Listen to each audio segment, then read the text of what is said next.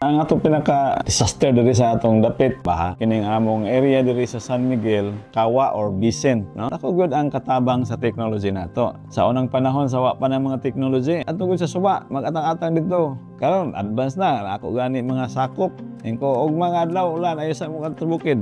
Kini nga mga programs nga gihatag ni PIN is very helpful sa mga nga end kay gicapacitate kami to save lives and to protect the properties of the constituents of San Miguel. The benefit of the tabletop exercise is of great importance because once any disaster comes, preparedness is the most important. If you invest most in early warning system, that will be the most economical and productive strategy. Tulad nung dati nag-share line, decide ang tatlong munisipyo, doon na sila magsasabi na itong level na to, nasa suspension na ng elementary, high school, based doon sa data na nakukuha nila sa stream.